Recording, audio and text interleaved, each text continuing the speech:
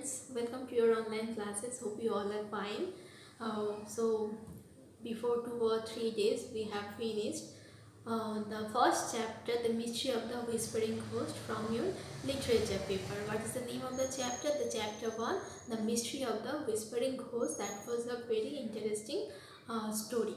Today I am here to discuss the question answer of this chapter. Okay, now see how I have written this one, these exercises, then you will be able to connect with this. Okay, the first question, that is A. Exercise A, question number A. Why did Morgan woke Paul up? Why did Morgan woke Paul up? Paul was Morgan's elder brother. Morgan was unable to sleep because she was getting some whispering sound. As she was only 5 years, she was afraid. So she woke up Paul. So you can understand here that though Paul was the elder brother, but he was also a child. He was only 12. Okay, and Morgan was only 5. Now see one thing, the question is written into past tense. Okay, why did Morgan wake up Paul? Did is there. When did is there, what you have to do? You have to write the answer in past tense and the main verb will be in past form. So what is the past, where is the verb? Why did Morgan wake Paul up? Wake. Past form, woke you have to use. Okay, in this way, if you again listen the answer, then you will find out that at last, means in last sentence I have written so she woke up Paul. Okay, clear? Now question number B. Why did Morgan think that the ghost was a woman? Why did Morgan think that the ghost was a woman? Very childish thing happened here. See how I have written. Both Morgan and Paul had different rooms.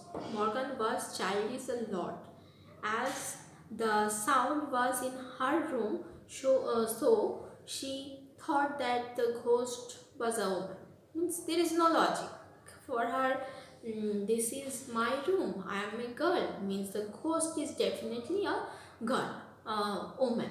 In this way she said. It is just quite a childish manner. No, basically no reason was there.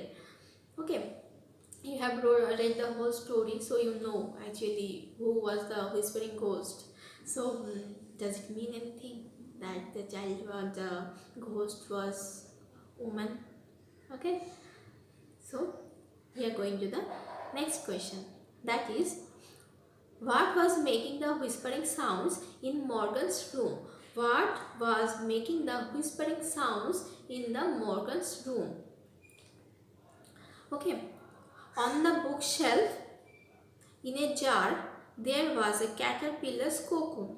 It became a large moth which was fluttering against the sides and the top of the jar, trying to fly out. That was making the whispering sound. So who is the whispering ghost?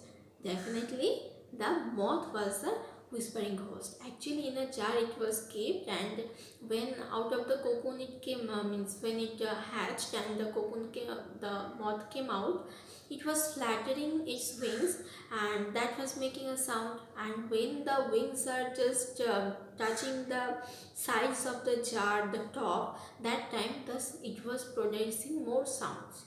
Okay, and at night basically when everything is just calm and quiet, at that time the sound is coming more. And one thing you have also noticed that when the sunlight or any light was coming, the moth is just in this way it just kept quiet, so no sounds were there.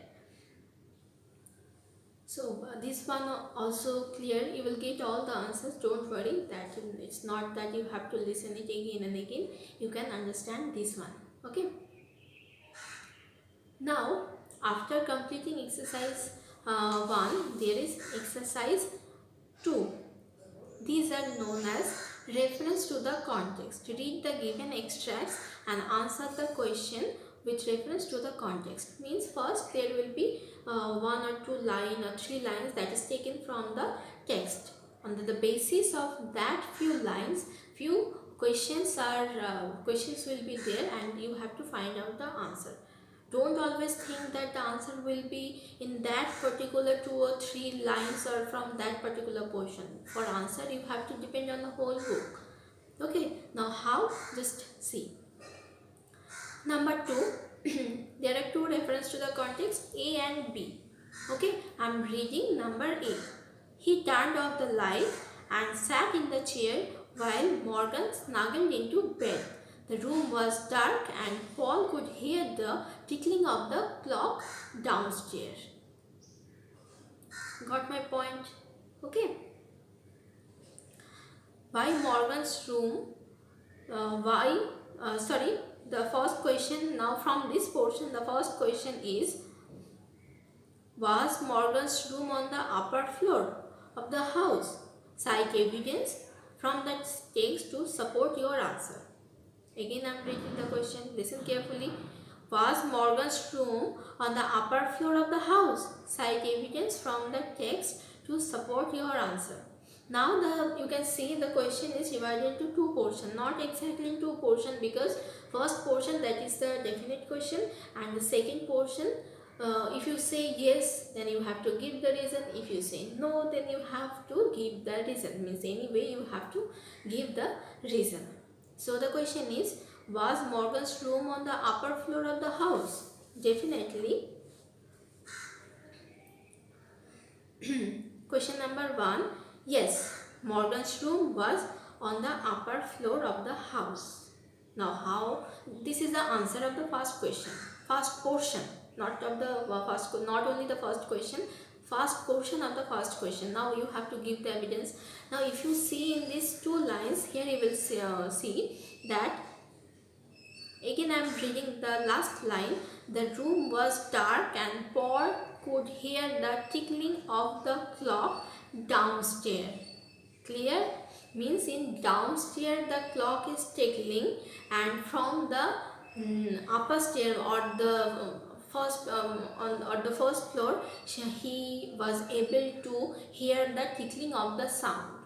So you can understand from this that the house is actually a two-storied building, and the downstairs the clock was there, and on the first floor the rooms were there where Morgan used to live, stay, then Paul used to stay, though in different rooms. Okay, see how easy it is to find out. Then the next portion means question number 2. Why was Paul sitting in Morgan's room? Question number 2. Why was Paul sitting in Morgan's room? Okay, see, Paul was sitting awake on the chair in Morgan's room because he wanted to see if the whispering ghost would come again. I am reading the answer once again and reading the question first. Why was Paul sitting in Morgan's room? Paul was sitting awake on the chair in Morgan's room because he wanted to see if the whispering ghost would come back. To see only, to observe only that whether anything exists in this room that is coming back. So he decided to stay in his sister's room. In this way, now I am coming to B, means another reference to the context. Paul hurried to Morgan's room the next morning to investigate. Paul hurried to Morgan's room the next morning to investigate. Her bedroom looked normal in the morning sun. He scrutinized the bookcase where the whispering had come from. Nothing looked out of place. On the shelves were rows of books and a jar filled with sticks and leaves where Morgan's caterpillar was sleeping inside a cocoon.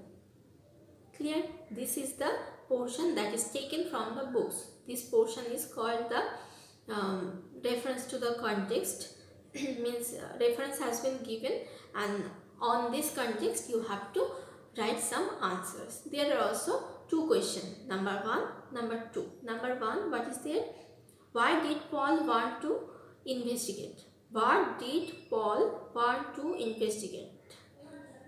Okay, so the first answer is like Morgan, Paul was also very curious to know about the ghost. Be clear, be sure. Okay, like Morgan, Paul was also very curious to know about the ghost. Besides this, he was worried if really something exists. So he wanted to investigate. Means as he was only 12, he was also curious. At the same time, he was worried. At the same time, he was worried also, and to find out that's why he wanted to investigate that does really exist something there or not. Clear? Now, number 2. Why was the jar filled with sticks and leaves? Why was the jar filled with sticks and leaves? So, the answer is the jar was filled with sticks and leaves as there was a caterpillar's cocoon. The cocoons basically hangs from the stick, means they are in this way. If this is a stick, then cocoons hang from this of it. Okay, so the cocoons basically hangs from the stick and it eats leaves. And as we need food to grow, to live, so definitely the caterpillar also need food. What they are eating? They are eating the leaves. And in this way, from a caterpillar, moth is coming out, because this is their means life cycle, and in this way they grow into a moth, and for that definitely they need food. Now hopefully these things are clear. After that, I told you there is another exercise there, that is exercise number 3. There are some lines are there, and on that line one word is highlighted. Okay, in red color, or you can say in pink color, one word is highlighted and 4 options are there. That is the possible meaning of the word. Now out of these 4 words, you have to find out what is the meaning of it. So the first word, number A, the first word is speculating. The meaning is wandering. Okay, speculating, wandering. Number 2, scrutinized. Answer is examined carefully. Scrutinized, examined carefully. Number 3, permeate, that is to pass through. Permeate, to pass through. When I read the text at the first time, that time also I discussed all the meanings. Still, if you have forgotten, I have gone through this. Okay, hopefully it will be helpful for you. I will provide this. So there is nothing to worry, just to read a bit. Okay, take care of yourself. Bye bye.